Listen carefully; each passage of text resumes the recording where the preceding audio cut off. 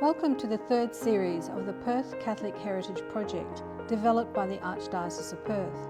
The Roman Catholic Church has had a strong presence in Western Australia since the 1840s. Today, many West Australians are members of the Church, and there are over 100 parishes across the state. This ongoing series aims to share the Church's contribution to history and heritage of Western Australia. Last time, we went to St Mary's Cathedral to discover its development and also the architectural significance of the heritage site. Today, we're at the Archbishop's Palace, located just down from the Cathedral, the home of our Archbishop Timothy Costello, SDB. Welcome back to the Archbishop's Palace. I'm here again with Odhran, the Archdiocese of Perth's Archivist, to discover more about the history of heritage of the Archbishop's Palace.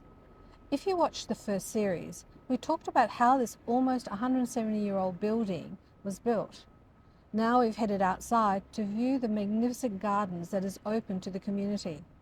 So Odhran, are you able to share some insights about the significance of the garden? Thank you very much, Deborah. Great to have the opportunity to talk about this building. Just looking at the building over here, you can see the changes and the way the building's evolved over time. So up to the end of those columns is the original 1850s building, which was a Victorian Italianate style. And then in the 1930s, they added that large addition, which is the Federation Italianate style. It is a residence, so it's always been a place where the clergy have lived. And I mentioned in the last section that it was one of the biggest buildings in Perth of its time, quite a grand building, but it had a really practical use. Bishop Sarah wanted not only to have a place for him to live, but for clergy all around the colony of Western Australia to be able to stay here when they were in Perth. And that tradition has continued over time. So it's a place of welcome. It has a very practical use. When it was originally built in the 1850s, it was called Bishop's Palace. And then when Perth became an archdiocese later on, it became the Archbishop's Palace. And now I guess we live in a less formal time and it's known as Cathedral House. But as I said, all the time fulfilling a practical use as both a residence and then offices. And then we're lucky to have had this beautiful garden setting out the front of Cathedral House. In the 1850s, this was all a kitchen garden, so there were grapevines all along the front wall.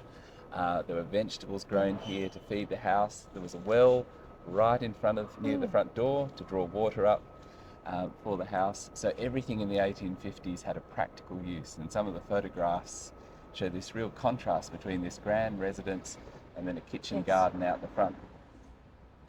When the building was renovated in the early 20th century, it was a more formal time. The colony was self-sufficient, or Western Australia was a federation by that stage. All of the growing of produce occurred outside of the city centre. So Bishop Gibney decided to turn this into a formal garden. So there was a large processional pathway leading up to the door. And then some of the trees were planted that we see today, these beautiful gums, palm trees, and of course we've got a remnants of that original kitchen garden with that beautiful 150-year-old olive tree. When the garden opened in 2021, Deborah, we did some work to enhance the visitor experience. We put some heritage signage down near the gate that leads onto Hay Street, and I wanted to tell some stories about the people that lived in this building to try and bring the building to life. So in the 1850s, a number of the clergy that lived in the house were people that came from all over the world. Some stayed here for a long time, some stayed here for a short time. And I guess the length of time and service that they provided depended on whether they were able to climatise to Western Australia. One of the people that I feature in the heritage side was a Californian priest called Fr Kums. He was originally from Europe. He was in California for a number of years. He didn't settle well in California, and so he came out to Western Australia. And I think he was actually a culture shock for all of the clergy that lived in Cathedral House.